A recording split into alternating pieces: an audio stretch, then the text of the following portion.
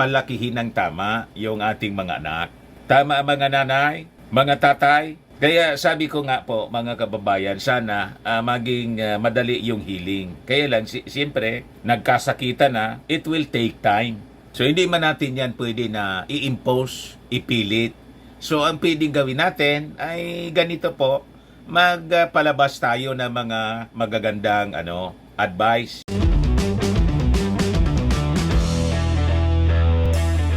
Ito naman po yung bago naming product na binibenta online. iGlow Serum, whitening po siya. Tingnan ninyo yung epekto sa aking anak na architect before and now. Yung mga inquiries po ninyo, dumiretso na lang kayo sa kanyang Facebook account, Riz Maravillas. Mataas pa rin mga kababayan yung Olympic fever, yung selebrasyon ng ating mga mamamayang Filipino sa pag-uwi ng ating mga Olympians, lalo na po si Carlos Yulo ng gold. Double gold po siya, si Carlos Yulo sa ating bansa. Tingnan naman po ninyo itong mainit na pagsalubong ng First Family sa ating mga Olympians. Di ba? Ita ninyo, tumatalon-talon yung ating Pangulo. Tumatalon-talon siya habang sinasalubong. Yan. Binibigyan ng parangal. Sinasalubong yung ating mga athletes sa panguna po ni Carlos Yulo. Di ba? Ulitin natin. Mga kababayan. Ayos na ayos. Di ba, mga kababayan? Biro niya Mr. Maravillas, si Inday, parang hindi man lang nagpapakita, hindi man lang nakisali sa selebrasyon. Masama ang loob noon. 4 years yun na magmamaktol. Ikaw niya Mr. Maravillas, sige kansya mo. Ayun man talaga po. Ang energy po ni Inday, yung panahon niya, maubos na lang po sa pagnanasa na one day, mga kababayan, mangyari yung kanyang pagiging self-appointed designated survivor. Di ba? Pero yung ating Pangulo po, nagtatalon-talon. Ayos na ayos, tuwang-tuwa siya sa iniuwing mga gold medals, bronze medals ng ating mga athletes sa Paris Olympics po. Yan ang presidente. Ito naman mga kababayan, yung magiging successor yata yan ng ating Pangulo, si Martin Romualdez. Sabi ni Martin, kami dito sa House of Representatives, House of the People are honored by your victories and by your achievements. We want to thank every one of you. Of course, the coaches and the family that all supported you. For you have made this all possible. We want to take this brief but most memorable opportunity to recognize your achievements in the sports community. You are now what they call the shining beacon. Kayo po ang nagiging ehemplo sa taong bayan, sa lahat ng kakayahan ng Pilipinas. Ito po ang resulta na kapag nagsama-sama talaga tayo, we can achieve everything. Yan po ang mensahe ng ating mahal na presidente kagabi. Kaya po kami dito sa Kongreso, we join him in celebrating your victory, recognizing your sacrifices, and recognizing your hard work. Sabi ng poging-poging si Martin Romualdez na kinakainis ng mga taga-Nausog. Kasi si Martin Romualdez po, spaghetting pataas ng pataas. Si Inday po, spaghetting pabulusok. Spaghetting pababa ng pababa, mga kababayan. Nasa ugali kasi po yan. Turn off na yung ating mga mamamayang Filipino, yung mga Marcos loyalist. Kaya sabi ni Larry Gadon, tingin ko anya, hindi mananalo si Inday. Paano anyang manalo si Inday sa presidential election sa 2028? Ginalit ng mga DDS niya, yung mga Marcos loyalist na nagpanalo sa kanya. Tawagin man bagaan niya si Presidente Bongbong na bangag, araw-araw na sinisiraan, lalo na ng dating Pangulong Digong at kanyang mga minions, yung mga DDS vloggers niya, inaaraw-araw yung paninira. Siyempre, yung mga Marcos loyalista niya, magagalit. Hindi na iboboto si Inday. Tapos, kaya mga kababayan sa survey ng UKTA, yung mga supporters ni Inday, 16% na lang. At pati sa latest survey mga kababayan ng RPMD, yung mga minions ni Digong na mga senador, pa-spaghetti pababa na rin po. Pati si Digong, si Bato po, number 60 na lang. Di ba? Yung ating Pangulong Bongbong Marcos hindi apektado sa mga controversy na pinagagawa ng mga nausog. Tuloy lang sa kanyang responsibility as President. Yan po. O ngayon, pag-usapan natin itong mga controversy tungkol kay Carlos Yulo. Kasi di ba, may diferensya yung nagka-diferensya sa kanyang nanay at yung kanyang lolo, mga kababayan. Sabi rito sa balita, sasalubong sana. Kaya lang, hindi na lang niyang ginawa. Pero yung tatay po, pumunta pa rin po sa parada in honor of the Olympian athletes para salubungin yung kanyang anak at makapagkaway-kaway man lang. Pero yung lolo po, medyo nasakta na rin po sa mga controversies. Sabi nga natin, we just hope na mag-heal. Kasi sayang naman po, diba? Nakakapanginayang na yung tagumpay mga kababayan, yung honor na iniuwi ni Carlos Yulo sa ating bansa, na tatakpan ng mga controversies tulad nito, pinagpipistan po sa social media. Diba? O ito nga po yung lolo ni gwapo pala yung lolo ni ni Carlos Yulo. So sabi diyan sa kwento, lolo ni Carlos Yulo, nagsabi na magmumukha kaming kawawa doon. Piniling huwag na lang pumunta sa parada ng apo. Sa isang panayam ng ABS-CBN News, ibinahagi ni Rodrigo Frisco, lolo ni Carlos Yulo, na hindi na siya tutuloy sa Rizal Memorial Stadium kahapon to, kung saan inaasahang darating ang kanyang apo kasama ang iba pang Olympic athletes. Ito'y matapos silang hindi payagan na salubungin sa kanyang pagdating. Si Rodrigo na siyang nagpakilala ng gymnastics kay Carlos ay nagpahayag ng kanyang saloobin tungkol sa posibilidad na mukhang desperado na sila para sa atensyon ng kanyang apo kung pipilitin pa nilang makita siya. So sabi niya, oo, nakaplano din sana kami na pumunta. Pero napag-isip-isip namin na magmumukha kaming kawawa doon dahil hindi na kami pinasalubong ng pagdating niya. What more kung diyan para lang kaming fans niya. Kaya naisip namin kahit diyan sa float niya, sa parada niya, di na rin kami pupunta, ani Rodrigo. Dagdag pa niya na mas pinili ng mga kapatid ni Carlos na gamitin ang kanilang oras sa pagsasanay kaysa dumalo sa nasabing kaganapan. Ang desisyon ng pamilya na ito ay nagpapakita ng kanilang pagtanggap sa sitwasyon at pagrespeto sa espasyo na maaring kailangan ni Carlos sa kasalukuyan. So, yung lolo pala mga kababayan ni Carlos, itong si Rodrigo, ang nagpakilala sa kanyang apo sa gymnastics. So, nakakalungkot ang ganitong mga kwento mga kababayan. Kaya sabi ko nga, sana maging mabilis yung healing sa kanilang pamilya, yung mga sakit ng loob. May magandang advice mga kababayan. Si Mami Junicia, o di ba si Mami Junicia, laging kasama sa mga laban ni Manny Pacquiao. Yan po sabi ni Mami Junicia, sabi dito sa report ng Inquirer. Mami Junicia Pacquiao advises Carlos Yulo, mahalin mo ang nanay mo. Tama po, kahit po alimbawa nakagawa ng hindi tama, ng masama, humingi na rin ng tawad po si Mrs. Angelica, yung nanay ni Carlos Yulo.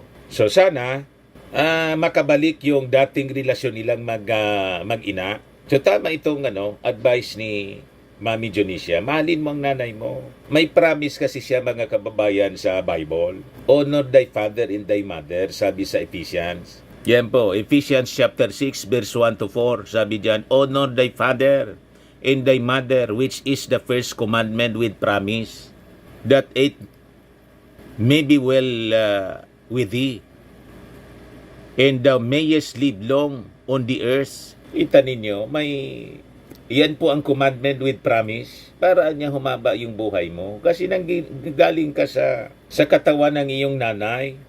Carlos, Yolo, pakinggan mo itong mga advice sa iyo ng mga nakatatanda.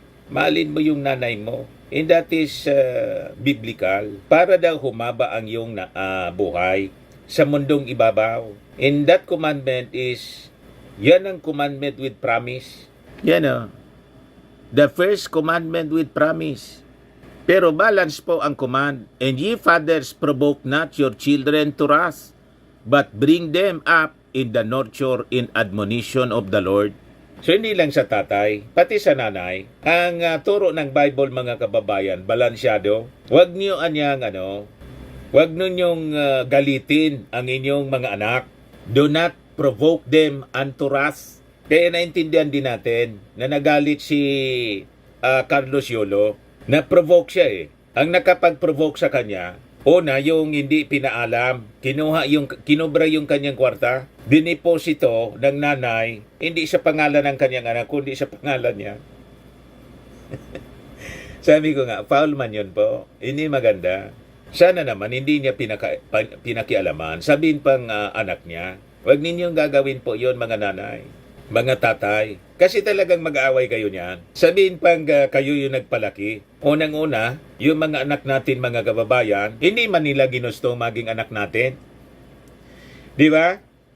Mali natin yung ating mga anak kasi yan ay regalo ng ating Panginoon sa atin. At tayo'y may responsibilidad sa kanila na palakihin ng tama. At wag natin silang susumbatan, kundi pangaralan ng tama po. Yan ang sabi dyan, no? But bring them up in the nurture and admonition of the Lord. Palakihin natin sa tamang turo ng ating Panginoon. Yan ang sabi dyan mga kababayan. Para lumaki ng maayos. Sabi nga po, another Bible verse, sa Proverbs 20:6, yan o, Tagalog po, Kawikaan 20:6, turuan mo daw ang bata sa daan na dapat niyang lakaran, at pagka tumanda man siya, ay hindi niya hihiwalayan. Sa English po, train up a child in the way he should go, so that even when he is old, he will not depart from it. In simple terms, mga kababayan, palakihin ng tama yung ating mga anak. Tama mga nanay, mga tatay. Kaya sabi ko nga po, mga kababayan, sana maging madali yung healing. Kaya lang, siyempre, nagkasakita na, it will take time. So, hindi man natin yan pwede na i-impose, ipilit.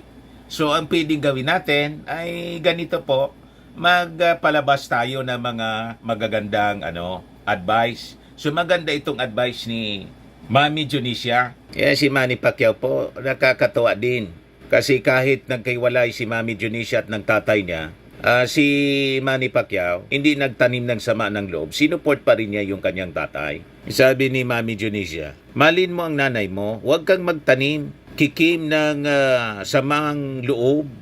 Mahal na mahal ka sa mama mo, nanay mo. Malin mo siya sa lubusan ng pagmamahal bilang nanay. Kay mahal na mahal ka niya. Yan lang ang payo ko sa iyo bilang nanay. Sabi ni Mami Jonicia. Mami Jonicia has been known to be a staunch supporter, not just of her son, but also of his wife, Jinky. At the peak of Manny's boxing career, Mami Jonicia would be the center of headlines. She would not watch any of his fights live and would choose to stay home or go to church to pray and extend her thanks whenever Manny brought home the champion's belt. In an interview in 2009, Manny credited his mother for his success, saying she had supported their family through poverty, instilling discipline in him. Yan ang nakakatuwa mga kababayan sa pamilya Pacquiao. Di ba? Sana mapakinggan mga kababayan ni Carlos Yolo yung mga advice na to galing kay Mami Junicia. Ito naman po si Chavit Singson. May advice din po siya pero kasabay ng kanyang advice, nag-offer siya ng 5 million na reward to Carlos Yolo in family. Bilyonaryo itong si Chavit Singson. Sa kanyang pagtanda, bumait ng lalo si Chavit. Sige na lang po pamigay ni Chavit ng pera. At may maganda siyang advice mga kababayan dito kay double gold medalist Carlos Yolo. Yan pa. So sabi dito, according to the politician's press release, the reward shall be accepted by the Yolo family and Carlos partner as a united front. So, united front, ibig sabihin, silang lahat yung tatanggap, hindi pwedeng yung isa lang na partido or si Carlos Yolo lang at ng kanyang partner. Dapat kasama yung family. Di ba? Maganda yung strategy. Mga kababayan ni Chavit, ang gustong mangyari niya, na makita kayo niya na united, nagkakaisa kayong pamilya, magkakasundo kayo. Ibig sabihin ni Chavit, kalimutan na ninyo yung diferensya. Yung diferensya nag-ugat doon sa pera na kinuha ng nanay. At saka na komplika ng during the competition po, yun ang mali doon. Si Mrs. Angelica, ang sinuport yung taga-Japan. Pero nagkuha na naman po, nag-sorry na din, nag-apologize na siya. So, I think that is enough. Doon na tayo sa parte ng healing. May mga nasaktan kasi po. So, dapat pasalamatan natin ng malaki itong initiative na ginagawa po ni Chavit Singson. So, sabi dyan, describing Singson as a man with deep respect for family values, the press statement said that the reward is not only offered for the Olympians' historic feat, but also as a tribute to Yolo's family. Buong pamilya, mga kababayan, ang ino-honor ni Singson. The reward niya is a recognition for Yolo's exemplary performance in the Paris Olympics, and more so to the unity of the Yolo family and Yolo's partner. So wala siyang itulak kabigin. Kasi nire-respeto din ni Chavit Singson, mga kababayan, yung damdamin kasi mahal niya, sabi niya, at inspirasyon niya. Kasama sa kanyang inspirasyon si Chloe, yung girlfriend, mga kababayan, ni Carlos Yolo. Magaling po itong si Chavit. Maganda yung kanyang strategy, yung kanyang ginagawa. So sabi po ni Chavit, accordingly niya, for Singson, a family is the foundation of person's success in the embodiment of values that transcend generations. In offering this reward, sabi ng dating gobernador, I hope to send a powerful message that the success of an individual is never solely their own. It is shared by those who stand by them, offering love, guidance, and unwavering support. Tama, mga kababayan. Kaya sabi sa Bible, honor thy father and thy mother. Di ba? That is the first commandment, sabi sa Ephesians. With promise, para niya humaba ang buhay mo pa dito sa ibabaw ng mundo. O di ba? Singson added that he hopes this gesture will inspire other families to cherish their unity and support each other in both triumph and challenge. Hindi lang sa panahon ng tagumpay, pati yung sa panahon ng trials, yung paghihirap. At kung susundan natin yung kwento ng family, talagang yung simula ng pagtagumpay, mga kababayan ni Yolo, ay nandun sa support ng kanyang family. Kaya lang, nung alam na ninyo, may nangyaring hindi kaayaya. Ang reklamo ni Carlos Yolo, pinakialaman yung kanyang incentive. And I think yun ang ibig sabihin ni Chavit Singson. Ang minsan, kalimutan mo na, Carlos, yung nangyari sa nanay mo. O ito na, may reward money kami. May reward money akong ibibigay sa inyo, pero sa inyong family, sa buong family mismo. 5 million siya. So kung magkano man yon na nakuha ng nanay, ito na. Pero may share pa rin yung nanay at saka yung tatay. Buong family nga po sa 5 million. O di ba maganda? O di hatiin na lang po. 2.5 million kay Carlos, 2.5 million sa family. Para naman po makabangon. So yung family, kung may mga financial difficulty sila, masolve na po. At makapag-move on na sa controversy po yung ating champion sa Paris Olympics. Di ba? Hindi na pagpiestahan ng mga marites sa social media. Kasi sayang po minsan nalulunod na ng controversy yung mismong pagpanalo niya, pagkapanalo niya ng double gold. The first mga kababayan in our history na makakuha ng gano'n ang isang Filipino athlete. Di ba? Ayan po. Chavit Singson offers 5 million reward to Carlos Yolo family. Mabuhay si Chavit. Di ba? Napakaganda yung mga kwento ngayon. O ito, mga kababayan, yung motorcade. Napansin din yung tatay. Hindi makatis yung tatay, sumalubong pa rin, inabangan sa parada. O, dito papa mo. O ngayon, sabi ni, nag-react siya sa social media, sabi ni Carlos Yolo, maraming salamat pa. Masaya ako, nakita kita doon, nakasuporta. Pasensya na po pa na hindi ako masyado nakakaway. Ang daming nag-autograph. Hehe. Kita-kits sa soon pa.